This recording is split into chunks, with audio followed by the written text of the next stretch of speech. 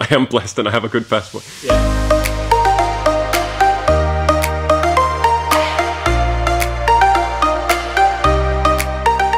Well, guys, شكرا على متابعتكم لقناتي. طلال الملك اسمه مساعة كنت أقدر أقوله، لكن لازم أروح أجيب تليفوني عشان أقدر أقول اسمه صح. 1 second. السلام عليكم ورحمة الله وبركاته. كيف حالك؟ اسمي تور، أنا دينيماركي. Wow, look at you. Okay. So معاي داخل الاستوديو هنا كان ضيفي في نغم الصباح معاي توربيون. Did I say it right? Yeah, it's quite توربيون سي بيدرسن. اوكي هو رحاله دنيماركي صاحب مشروع اسمه Once Upon a Saga. للحين زار 147 دوله حول العالم. الكويت هي واحده من الدول، صار له اسبوعين هني. كان وده يسافر ابشر عشان يكمل على الدول الثانيه اللي ممكن يخلصهم في نهايه عام 2020، لكن اللي يبي يسويه هو انه يبي يروح كل دول العالم، ومو على حسب لستة الامم المتحده اللي هي عباره عن 195 دوله، لا يبي يروح على أكثر من 235 دولة. فالحين اللي باقي له تقريبا 56 دولة. Thank you for being here in Kuwait. Well, thank you very much for having me. And what did you think of that interview on the radio? Was it your first? No, it wasn't my first radio. I think I've done interviews in about 100 countries now. Wow. But it's been a while since I've done radio, and I really enjoy radio, and it shines through that you've done it for a long time. Yes. It was very pleasant, so thank you very much. It's been a good, 17 years right now. Yeah, I heard. Radio. Amazing. But then video is the thing, you know? People want to hear it, but people also want to see it. They want to see this tour guy. How does he look like, you know? Yeah. How has traveling been, you know, treating him all these years? Like 147 countries. Your feet must be very sore. Yeah, well, fortunately I haven't been walking the entire way, so it's my behind that's more sore than anything else. Okay. But come to think about it, like, what really made you go like, you know what?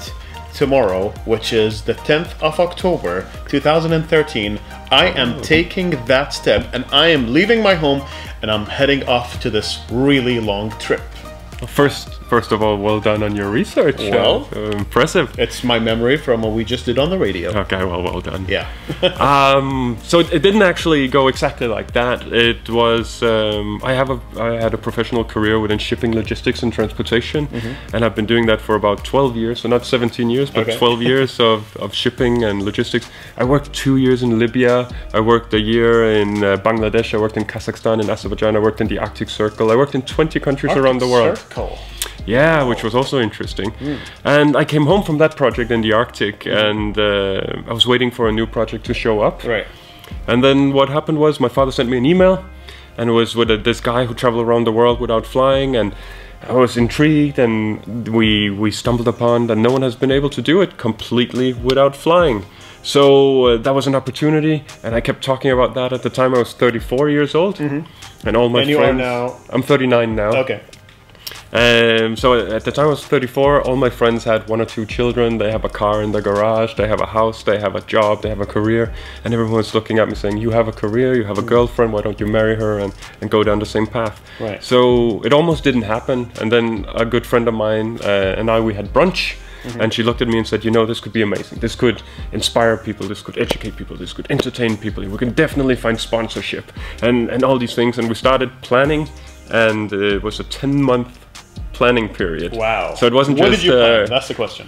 Well, it was very slow planning in the beginning, where you're just kind of going like, yeah, I know I want to do this and I want to do that and so on. But definitely you need to work out your travel route, because you're not flying. So you do not have the luxury of saying, I can't get this visa, so I'll just go over here for a while. And I can't go back home until the project ends. So also you need to work that out. And logistics in terms of what are you going to put in your bag, what do you want to travel with, a media strategy, your budget, how much do you think it's going to be for individual countries. Some countries are expensive, some are cheaper, and so on. How much time is it going to take? How much time are you going to spend in each country? Then you need a name for the project. What are you going to wear? Once Upon a Saga. That's Once the name Upon a Saga. of your... Everyone should remember that. What does it mean? That's also your account on social media. Yes, it is. Yes, it is. So I'm from the Kingdom of Denmark in the high north of Europe. Okay. We used to be Vikings a long time ago. So you're a Viking yourself? I am a Viking. Hello, Viking. Yeah, hello. An Arab shaking hand with a Viking. Well, look at this beard. you could be biking yourself. Always. We start fairy tales with once upon a time. Right. So we cut the time and we said once upon a saga. So once upon a saga. Wow.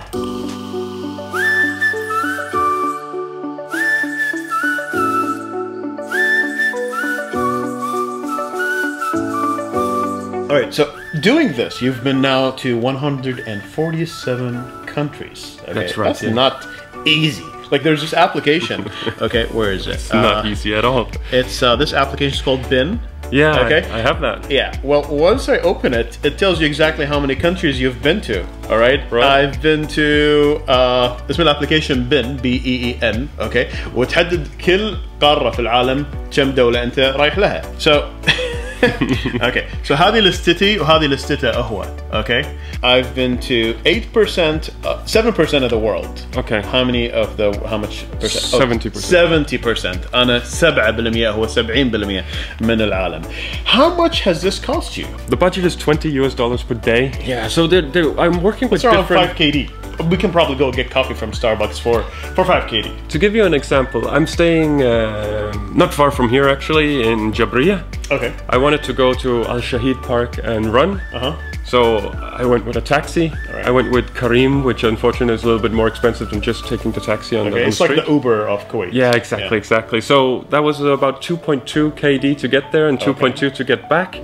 Just for running. So I spent 4.5 of my 5 KD for running. What did you eat for the rest of the day? Because I know this covers everything. Nothing. I was just drinking water in the evening, and no, like I'm staying with a family. They feed me. They force feed me. They're throwing food at me. So food comes to you somehow for free because you're staying with a good family. In this country, it does. Who's this family? So his name is Mohammed. He's from Egypt. Right. And he married Alam from Tunisia. Okay. And the two of them are both here working. They're a wonderful couple. They have a small studio apartment. They put me on the sofa.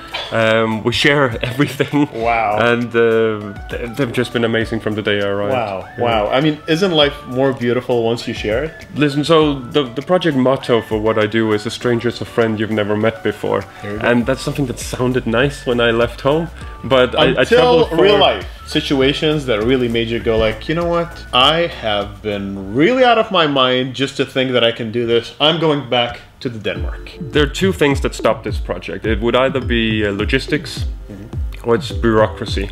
Either I'm not getting the permits I need, I'm not getting the visas and so on, that's bureaucracy, or I'm not getting on board a ship, or there's a conflict area and I can't go through it and I can't go around it, so it's logistics and so on. Now, come to think about this, I'm sorry to interrupt, but you're from Denmark, and Denmark is a very, like, friendly country all over the world. I mean, it's not Israel.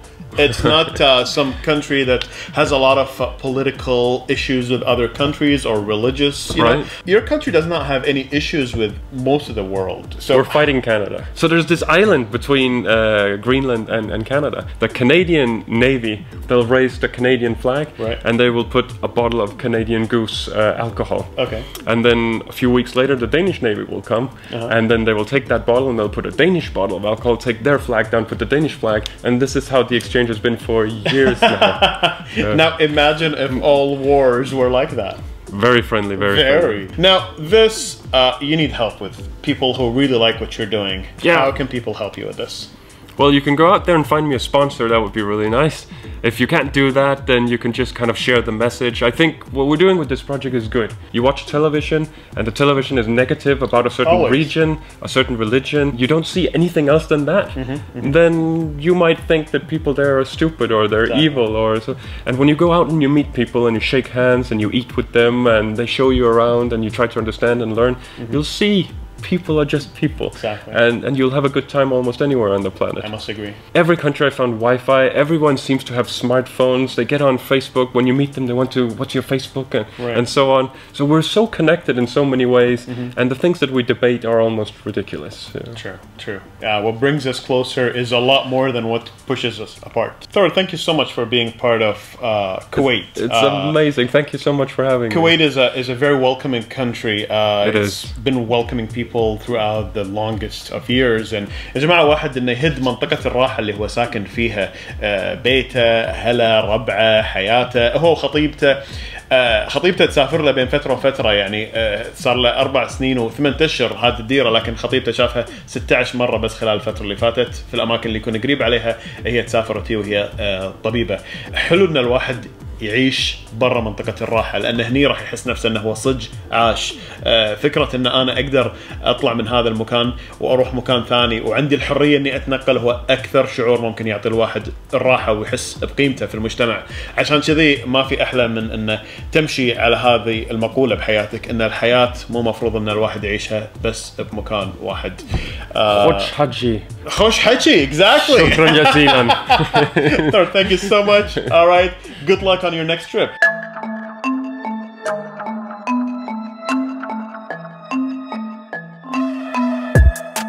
Are you guys meeting up anytime soon?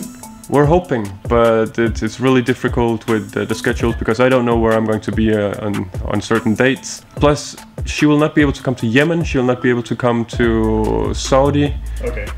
The other countries should be okay. I mean, like Bahrain, Qatar. And I shave every time my fiance she shows up. Oh. It's a rule. She doesn't approve of the beard. She's afraid what might be living inside. Oh, okay. So... For someone like you, I'm sure keeping a beard is the easy way. Because you really don't want to keep shaving every day. No, yeah, exactly. Yeah. Which I also think helps in terms of safety and negotiation and many things. Plus, it also changes the way that people, they respond to you. It does give more authority for sure. It does, right?